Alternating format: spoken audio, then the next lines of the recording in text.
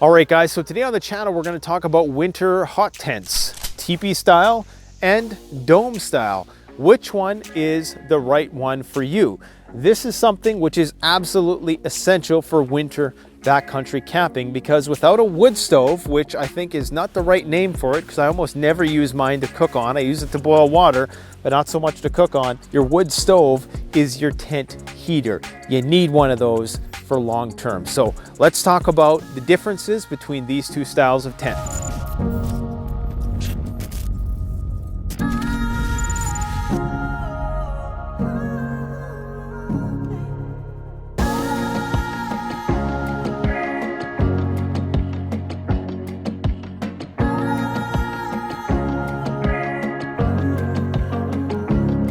Okay, so first off, what is a hot tent and why do you need one? Well, the difference between a hot tent and a normal tent basically is that a hot tent has what they call a stove jack. Okay, this stove jack up here is made of silicone, and that allows you to have a hot pipe going out. If you were just to put that hot pipe against this material, it would melt it instantly. So you need that silicone to feed the stove pipe through. Now, if you have a tent, you can actually go and buy some silicone. You can turn any tent into hot stove tent, but it's going to take some sewing, and if you're not good at those things, then I would not recommend potentially damaging your tent doing that, but it's definitely something you can do. So let's talk about prepping, winter survival, and why you would need tents like this. To be brutally honest, without a hot tent for long-term outdoor wilderness survival, it would be almost impossible.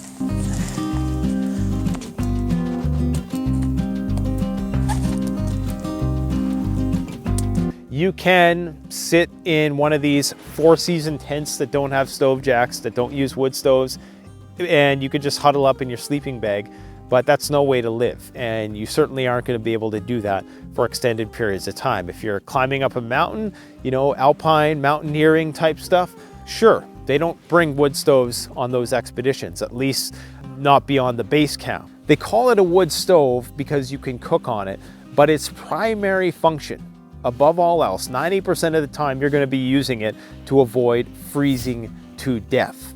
And I can tell you that if you're out here and it's -20 out, right now it's only about -10, you're going to learn to love that wood stove, because it's going to be the thing that's keeping you alive. And that'll become very apparent. Until you've camped below -20 with a wood stove, you don't understand how important it actually is. It's the lifeblood of your tent. It's the heart of your tent.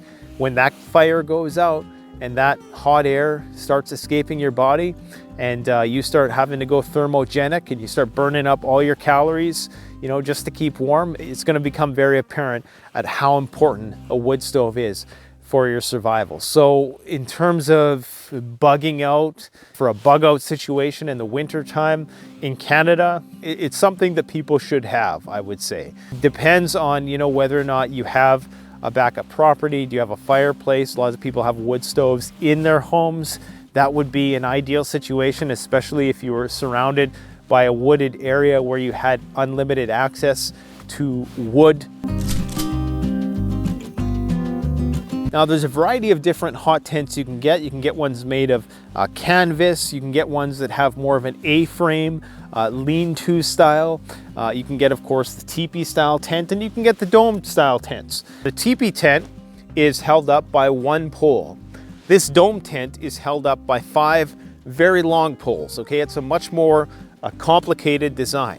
The number one difference that you're going to want to keep in mind for winter is that this is a standalone tent, okay?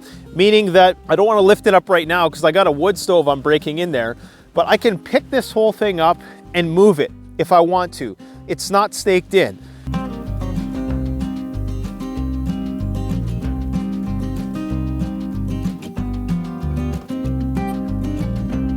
The only way this tent here stands is if it's staked into the ground. And it can be a real pain in the ass, let me tell you, to stake this sucker into the ground, especially if you're going into a hard ground and if there's a lot of snowpack. Now, because I'm just out here for the day, I decided just to dig a trench to stake into. So I didn't shovel out all of the snow that's inside the actual tent. That would have taken a while, but that's definitely something you're probably going to want to do, because especially if you're going to be staying out for long periods of time, it's just worth your while to invest the hour or so that it's going to take, shovel yourself out a nice footprint. You want nice flat ground for this sort of tent. And the problem with this tent is that you got to stake it in. There's about 24 stakeout points, I believe, around the tent. And you don't have to use them all. I mean, you could probably get away with using a third of that. But just remember that if it's very windy out, you know, then there's a risk that your tent's going to blow down. So the teepee, generally speaking, is a much simpler design, okay? It's only one pole. I would say that if the ground isn't hard and there's not a lot of snow on the ground, the teepee is definitely the way to go in terms of the ease of setup. Now, there's some pros and cons to this design. If it's really, really cold out, okay, you're going to be fumbling around with a lot of poles. There are 5 long poles altogether. Now, because Nortent is such a high quality tent, it's much easier to feed the poles through the channels, and everything it is pretty user-friendly in terms of that. It's not like a Walmart tent where things are getting snagged up and you gotta, you know, put stress on different parts of the tent. Really, really solid build, okay? Everything is double, triple stitch, reinforced, really nice sil nylon fabric. You can see this is really nice and smooth, and oftentimes this is a sticking point when you're trying to feed it through the channel, and that's not a problem with this tent. And it's not seam sealed, so you have to seam seal it. But for winter, I'm not going to seam seal it because we're not going to get any rain for at least 4 or 5 months if we're lucky. And it's going to require maybe a bit more initial setup in some conditions, okay? This is something you absolutely need to understand, that even though this is a very simple setup tent, if this was fall and there was no snow on the ground, I could easily erect this tent much faster than I could erect this one. Now, the teepee tent has a bunch of guidelines that I don't have attached right now. If I was staying out here for a while, I would tie out some of these guy out points, and that would also expand the width of the tent. Because what happens, you're able to fully stand up inside this tent, whereas this one you can also, but there's not as much overhead space. But I would say that this has a better use of space just because of that dome shape. You're losing a lot of space in this style of tent because there's many parts of the tent which are going to be too shallow for you to, you know, do anything in. So they're basically just going to be for storage, and there's going to be that one part of the tent at the top that you never access. And a lot of the heat from the fire, because heat rises obviously, it's going to be up in the top of that tent, whereas the heat in the dome tent tends to diffuse along the sides a bit better. So you're going to have less heat loss through this style of tent than you would with this style of tent, in spite of the fact that you have a longer stovepipe, meaning that there's more steel to radiate heat within the tent. In spite of that, you're still going to be better off with this design in terms of heat retention, because of the fact that all that heat isn't just going right up into the top of the pyramid there, okay? And you want that heat down here. Now, you can mitigate that problem by using a reflective liner inside the tent. However, you're going to have to worry about condensation, okay? So either way, you know, you're going to run into those problems, especially with sil nylon, which is a waterproof tent. So you're going to run into condensation issues, but there's a lot of ventilation points on this tent. There's some pop-up vents there.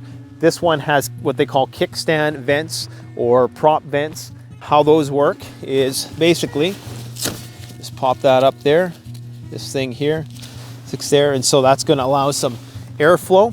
Now, both of these tents have double skirts, so there's a skirt on the inside and there's a skirt on the outside, and what that's going to allow, that's going to prevent wind from blowing into the tent. You don't want, you know, cold air coming into the tent and zapping all your warm air that you're trying to generate with your wood stove. Now, some people might say that the pole that goes in the center is going to be somewhat restricting for movement, and that you should go with a dome tent for that reason. That's true, but the problem is that you're probably going to have a wood stove in there anyways. So you're going to have to maneuver around that anyways. So that's really not a huge difference between the tents unless you're just using this for summertime, which you can. And there is inner tents. There's ground sheets that I don't have set up here today for both of these tents. So if you're worried about bugs, you can get an insert that goes inside the tent, and that's going to give you full protection from bugs, mosquitoes, no-see-ums, black flies, all those wonderful creatures, right? So because it's only one pole, it's going to pack a lot lighter. This one is going to pack a lot heavier. Now, I would say that in terms of versatility, the Teepee tent is a bit better because you can kind of string it up in different ways. You're not strictly bound to the dome shape, if you will. This can also be used as a tarp in some ways, shape or form, and you can really vary the size and the height of the tent and things of that nature. So it's a bit more versatile in that respect. But in terms of winter camping, deep snowpack, I would have to say that this design may be superior simply for the fact that you don't have to stake it in. Generally speaking, the Teepee tent is going to fare better in wind because it's more aerodynamic. Just like a parachute, the dome is going to catch wind, it's going to catch snow a lot easier. Both are probably going to be equally reliable in terms of succumbing to snowpack. So the snow and the water, if it's raining, is going to obviously bead right down the sides because it's such a wide footprint, you know, depending on how close you are to the edges of it. And if you've planned out your campsite well, you won't have to worry about water ingress into the tent, even the tent collapsing. It's a really strong pole, it's a really strong material. Now these tents are very expensive. They're going to be an investment for somebody who's serious about backcountry camping, winter camping, or even if you're a really serious prepper and you take bugging out into the wilderness seriously, if that's going to be a possibility that you're considering, then something like this is going to be essential. You can get more cost-effective options. There are definitely makeshift options out there, but in terms of the quality of the materials and the build quality and just how well thought out everything is on these two tents from Nortent, I don't think there's any better competition on the market in sil nylon. Now you can get canvas tents, which are going to be much heavier, and I personally don't like them. That's the old style tent. But there's pros and cons to each, and maybe at some point in the future we'll talk more about canvas tents. Myself personally, I like the lightweight factor, and I say lightweight kind of tongue-in-cheek because these are still heavy tents. I believe this one is around 7 kilograms, 15 pounds. This one is around a little bit less than that, around 8 pounds or so. There's a significant amount of weight if you're packing it. Now on a sled or a pulk, that's no problem. Okay, you can haul these no problem. But getting back to the quality, the build quality of the design, when you actually get this tent out there and start using it, you realize why it's $1,000 tent almost instantaneously compared to other tents on the market. It's just a beautiful tent. One thing I'll say about the Teepee design is that it really seamlessly blends in with the forest, not just in terms of the color, but obviously there's a lot of archetypal significance with the teepee, with the pyramidal design. It feels right, you know, it feels like a home when you're in nature. So both of these tents are absolutely excellent tents. And I would say if you had a family, you might want to go with the Gamme 6. It's a bit more forgiving in terms of space. You don't have to be as careful when you're inside the tent. You still do because there's a wood stove in there, but not as much as the Teepee tent, where the space that you're allotted requires a bit more maneuvering. Maybe if you're just yourself or you and a few adults, if you're just a couple and you're out there, a Teepee tent will suit your needs more than fine.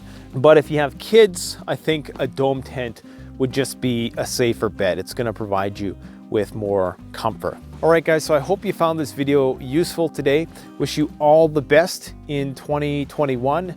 I hope you can achieve the goals that you lay out. I'm not gonna hope for you, okay? Hope's not gonna do you any good. You gotta get out there and you gotta work your butts off if you got those goals, and don't let anything get in your way. Thanks for watching, guys. Once again, Happy New Year. Stay safe out there. Canadian Prepper out. The best way to support this channel is to support yourself by gearing up at CanadianPreparedness.com, your one-stop shop for premium, high-quality, brand-name products that have been tried and tested by myself and other YouTube gear reviewers. My subscribers save 10% off by using the coupon code SURVIVALPREPPER. All one word in all caps.